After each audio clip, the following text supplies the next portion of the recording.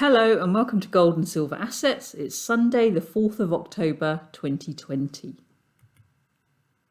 Today we're going to discuss something that I've been pondering for a while now, and that's the subject of leverage. How can we magnify our gains in the precious metals? If we had a massive rock like this one and we tried to move it on our own, it would be pretty tough. However, if you had a setup like this, or alternatively got a bunch of mates to come around and help, then the job would be a lot easier. And these are two examples of leverage. In the investment world, leverage provides a way of potentially increasing the return on your initial investment. And just like with this example, leverage in the investment world does come in a number of forms. Of course, as well as magnifying your gains, leverage also magnifies the losses. And with some forms of leverage, it's possible to lose more than you originally invested. To me, that sounds rather scary. And for those of you who have been on this channel for a while now, you'll know that I'm a bit of a chicken and have previously shied away from leverage. And the reason is that I'm quite risk adverse because I actually slog to earn a living, and the thought of losing what I work so hard for is a scary thought. But then, having said that, doing nothing and just staying in cash is not an option, as we saw in my videos about inflation and CPI. So risks do have to be taken. But the question is, can we manage those risks appropriately? Some of the viewers' comments in the past have prompted me to take a second look at leverage, and this is what I've come up with. When it comes to the precious metals markets, leverage comes in multiple forms, and I'll discuss each of them in turn. So this is just a summary. You could get a loan to buy physical metal. You could use ETFs with margin.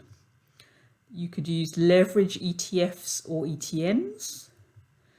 There are options, contracts for differences, and futures. You could buy mining stocks, and there is also the option of private placement. So let's talk about each of these in turn. Starting with getting a loan to buy physical gold. Now, as far as I know, this is pretty hard to do. Banks are unlikely to lend to you for this reason. You might be able to get a small personal loan, say, but it's not going to be in significant amounts. And in fact, in 2012, the Reserve Bank of India actually banned banks from providing loans to customers to buy gold in any form. If you were able to get a loan, then the gains would have to exceed the loan interest, the premiums, and the storage fees. Another option is to use gold ETFs on margin. Margin is essentially a loan from the broker, and these vehicles have options to trade the gold price in either direction, up or down. So there are long or bull ETFs that increase as the gold price increases. Then there are inverse ETFs, which increase in value as the gold price goes down. Of course, since a loan is involved, interest charges are incurred. And overall, this isn't something that I would recommend for beginners or for chickens like me. For those who don't want to use margin, another possibility is using leveraged ETFs or ETNs.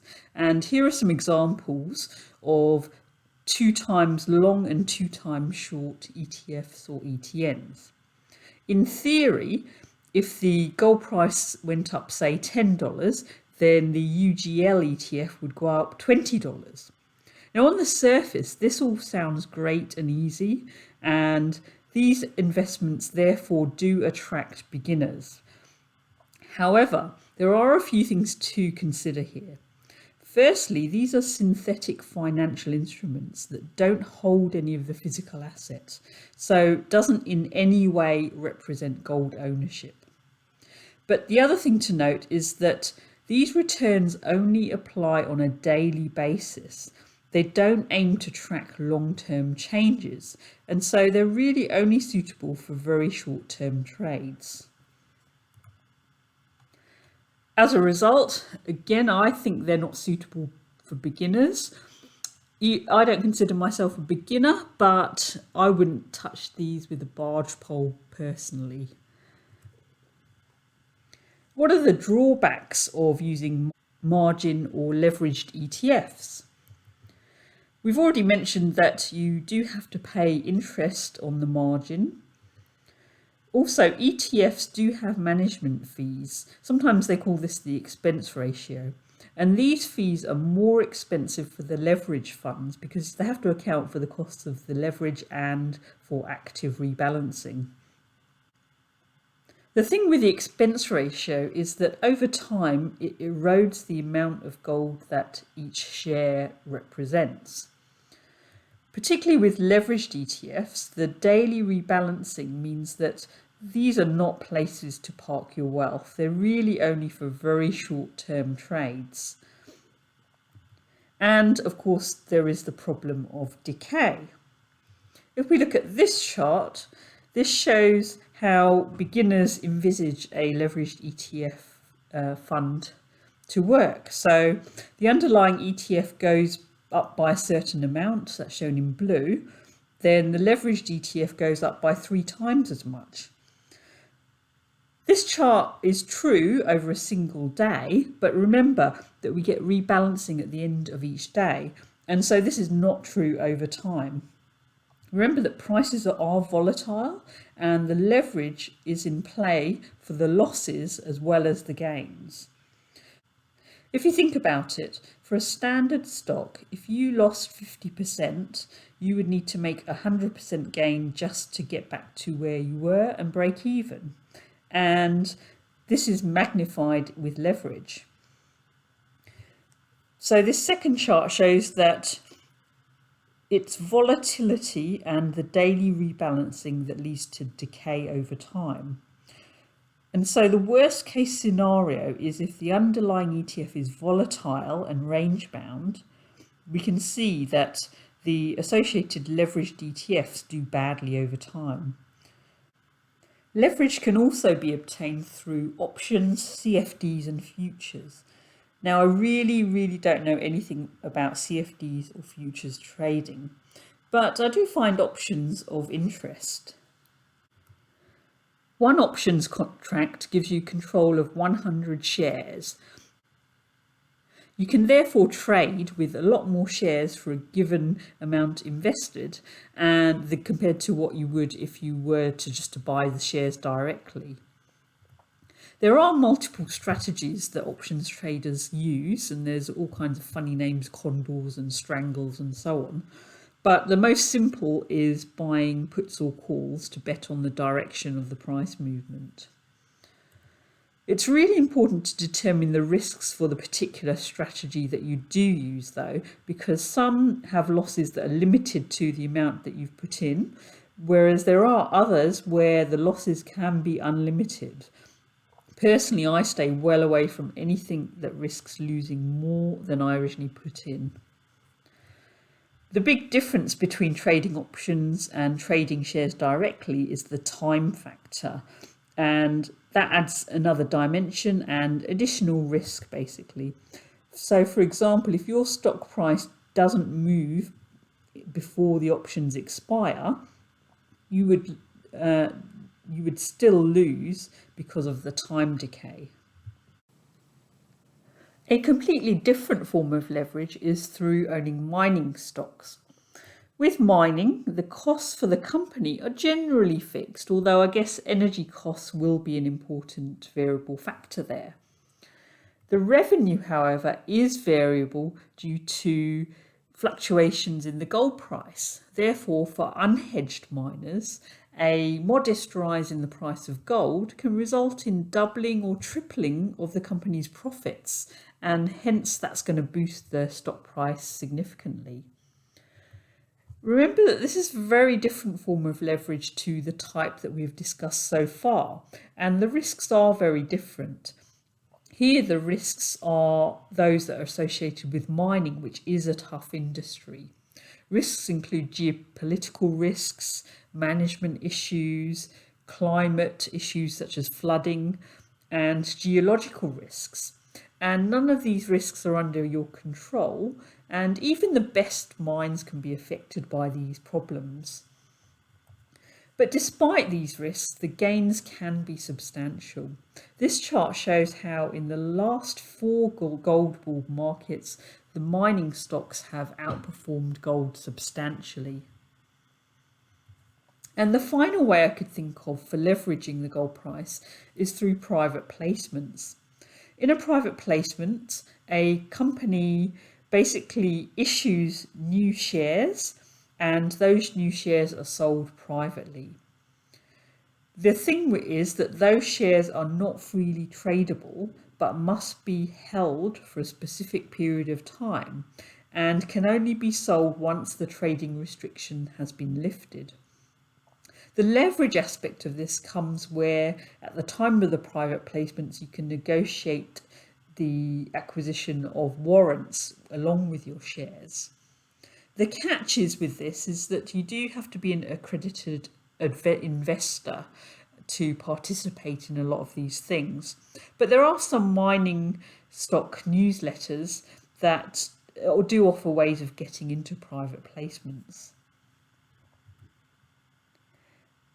These are all the ways of leveraging that I can think of in terms of the precious metals, but let me know in the comments if I've missed anything out there. Overall, when you're considering the different forms of leverage, you do have to select the type that fits with your risk tolerance. The different types of leverage do have different potential losses, and that's really important to consider. And having a complete strategy for your trade is super, super important when you're using leverage. It's also really important to consider the proportion of your investment pot that's going to be leveraged. I certainly don't recommend leveraging your whole portfolio, but for me, I prefer to proportion it according to the level of risk. So the greater the risk, the smaller proportion of my portfolio that would take up. Next up, the market update. Let's start by looking at gold price in US dollars on the monthly scale. And last week we were talking about this pattern here, this rounded shape. And thanks to those of you who sent through examples of this pattern in other stocks, that was really, really useful because it actually made me think that the ones that I'd actually selected were actually quite different to the ones you'd selected. So that means that we've actually got a couple of possibilities as to what this could be. Originally, I'd thought that the examples I'd been looking at were rounded patterns where, you have this and then price comes back and then moves upwards. And some people might say this could be a cup and handle pattern. But actually, the other possibility is that this could be what's called an ascending scallop. So something like this here. And that has some important implications. What this pattern exactly will turn out to be, we won't know until, of course, the pattern has finished, so we won't know until retrospectively. But it's worth thinking about all the possibilities here. I can't really think of any bearish possibilities here as to what this could be. So overall, in the longer term, I have to be bullish because I can't really think of any other options for this. And of course, the fundamentals do support that bullish case. At the moment, we're hovering around this level, just around 1900. But remember that previously I've said that I think there's going to be a bit more downside and we're going to test at least the 1800 level. And if you look back here, You can see 1900 is roughly around here, and there's not really much there to support it there. So just remember that the top of the candles, the first top of the candles is maybe around 1820, just around that level there. But I think there's a lot stronger support at 1800 or possibly just below there at the top of these candle bodies over here. So just remember those levels for the next chart. The other thing that people have been talking about is whether this is going to be a cup and handle and we're in the process of forming the handle. I actually don't think that's the case, because normally handles, from my understanding, would form before reaching new all-time highs. And of course we did reach all-time highs up here. And the other thing about handles is that if this was going to form a handle, then we're talking about something, you know, like this kind of thing. And so that's going to mean months and months of up and down movement before we shoot upwards. You know, I mean, this could take 6 months or at least to form before we go upwards. I'm just not confident that that's going to happen. And as I said, I think if a handle was going to form, it would have formed probably at the 1800 actually. And remember that I was expecting 1800 to be a significant level, and I actually thought we'd get knocked back here before moving up, and we didn't. So price was much stronger than that.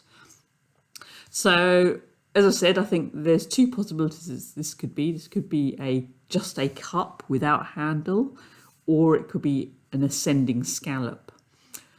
Of those two, I'm actually thinking it's more likely to be this ascending scallop. This price movement is likely to be very strong and relatively rapid in long-term scales I'm talking about. And part of the reason for that is, first of all, the fundamentals kind of support that kind of possibility. And also gold's done that before. And a lot of that is because gold prices are fueled by fear, but also by greed as well. And so you can get these very big price movements going on with these things. Anyway, if it is that ascending scallop, there are some things that we can determine about what happens along the way. So the two examples that I'd looked at are suggesting a couple of things to me, but again, I haven't got enough examples of those, so I'll have to look at that a bit more closely. Let's move on to gold price in US dollars on the daily scale, and price bounced upwards from around the 1830 level. I think that's the top of that wick that we'd looked at previously in the monthly scale. Anyway, so prices bounced up, but I wouldn't say it's been particularly strong. And I'm still thinking that we've still got to go down and retest this zone over here. I'm thinking around the 1800 level. After that, I am expecting price to bounce up. But at the moment, I think the level to watch here is the top of this trend line. If we exceed that trend line, then yeah, I think we're just going to keep going upwards. But I just feel like price is going to actually move down. So we may get 1 or 2 trading days where it moves up, could possibly bounce off of this trend line, or it might not even reach it. And I'm expecting this to happen. Of course, you know, I may be expecting various things, but of course the market will do what it wants to do. With silver, we are respecting this long-term upward sloping trend line. So this is silver in US dollars on the daily scale. And this trend line is holding. And it really depends what happens with gold, really. But I expect the two to move in the same direction. If gold does move down, then I would expect this trend line to break. So this is the line to be watching here. I really don't expect price to go below this line over here, which is around the 1950 level. Of course, if it doesn't break this line, then what could likely happen is that we get something like this, further consolidation before making the move upwards. And finally, let's have a look at the GDX, and this is on the daily scale.